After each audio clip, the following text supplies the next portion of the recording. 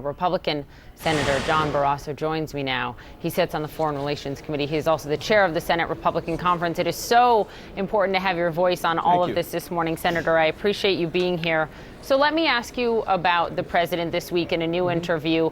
He said he appreciates the input from Congress, but essentially he doesn't need the approval of Congress if he were to strike Iran. Do you agree with that? Well, I agree. I think under the War Powers Act, the president has that authority, but I think the president has also shown he wants to continue with maximum pressure without military action, and he's done that by increasing the cyber attacks. He's done that with increasing the sanctions against individuals, and we've seen it with the sanctions on oil as well as the sanctions on metals and petrochemicals. The pressure continues to be ramped up. Are you comfortable with this president or any president launching an attack on Iran without consulting Congress first? Well, I think any president would have that authority under the War Powers Act, especially if we are attacked. We know that Iran has had 40 years of bad behavior. It needs to stop because the threats are increasing with their desire for nuclear weapons, their increased ballistic missiles, their increased funding of terrorism. It is time for them to change their behavior, and the president is taking the right approach. The foreign minister, Zarif, just said Iran will never pursue a nuclear weapon. This was just in the last 5 minutes. Do you believe that? Should the U.S. believe that? No, we shouldn't believe that. Don't listen to what they say. Watch what they do. And what they have been doing has continued to be pursuing a nuclear weapon. It has been a stated goal through the years. But Iran with a nuclear weapon makes the world less safe and less secure and less stable. We cannot allow that to happen. So if the U.S. should not believe that and not believe what they say, then what is your response to National Security Advisor John Bolton, who just this morning said, quote, the combination of sanctions and other pressure will bring Iran to the table? If we shouldn't believe what Iran says, then what good is this diplomacy, right? John Bolton saying, we're opening the door to diplomacy. Let's see if they walk through it. But it sounds to me like you're saying, Senator, you can't believe a word the Iranian regime says. Well, the old trust but verify. We need to make sure that they're not developing a nuclear weapon. We know in the past they had hidden sites where they were working to develop and use the centrifuges to develop a nuclear weapon. We know what their ballistic capacity is. So we're going to continue to pursue economic pressure, cyber pressure. But my goal is, as the president says, to not do this in a military way, but to get them to change their behavior through other pressures. And we know their economy is suffering. We know that the screws have been tightened. Their economy in many ways is on life support.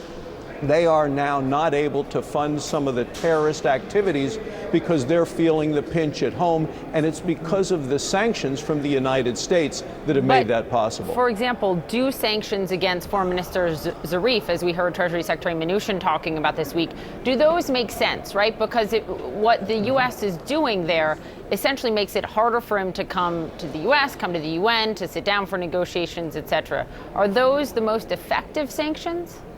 The most effective sanctions are the ones that are really hitting the economy the hardest, which have to do with the specifics of oil. And I think the president has a wonderful opportunity this weekend as he heads to the G20 meeting, as he meets with leaders from around the world, including the leaders from China, to say we need to have peace and stability in that portion of the world. And let's all weigh in and work together collaboratively to make sure that Iran stops its bad behavior. We know China is Iran's largest trading partner, so yes, the U.S. needs Xi Jinping on board with this. Let's see what can come of that conversation at the G20 between the president and President Xi.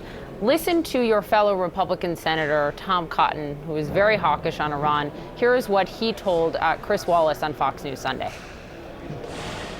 I think retaliatory strikes were warranted when we were talking about foreign vessels on the high seas. I think they were warranted against an American unmanned aircraft. What I see is Iran steadily marching up the escalation chain. It started out with threats. It went to an attack on vessels in ports. It went to an attack on vessels at sea. Now it's an unmanned American aircraft. Are retaliatory strikes warranted right now? Well, I think the president has shown leadership of strength by raising the efforts in terms of the cyber attacks on their missile capacities, but specifically Senator, their missiles. So that to me is, go ahead. But what about retaliatory strikes? I mean, are you supportive, as Senator Tom Cotton is, of military action, retaliatory strikes for Iran taking down that drone? Well, I'm saying that you don't have to have a military attack to up the ante in terms of additional pressure on Iran. I want political pressure. I want economic pressure. I want diplomatic pressure, all of those things before you would ever go to a military action. Okay, so that's a no for now on that. Finally, let me ask you about Jamal Khashoggi, the journalist who was murdered, as you know, at the hands of the Saudi regime. You have been very forceful of this. You walked out of a briefing a few months ago from the Trump administration on his murder, saying, "I'm not happy with the results." The president was asked in an interview this week whether or not he spoke to the Crown Prince about the murder on this phone call, and he did not. And then there was this exchange in the NBC interview. The United Nations said they'd like the United States to order the FBI to investigate Jamal Khashoggi's death and possibly MBS's involvement in it. Will you allow the FBI to do that? I think it's been heavily investigated. By who? By everybody. I mean, I've seen so many different reports. What about the FBI? Senator, do you think it would be helpful for the FBI to investigate the murder of Jamal Khashoggi? I'm not sure that that would tell us any more, but you know, this did come up in the Foreign Relations Committee just last week in the hearings for the president's nominee, Kelly Craft, to be the U.S. ambassador to the United Nations. People on both sides of the aisle continue to be very concerned about what happened there and that murder, and we cannot let it rest. So it sounds like you want more answers. So to the extent that the FBI could help with that, you don't oppose it? I don't oppose it. I don't know that it adds anything. I think I've seen the evidence, and I'm convinced of what has happened. Senator John Barrasso, I really appreciate your voice on all of it this morning. Thank you so much. Thank you, Poppy.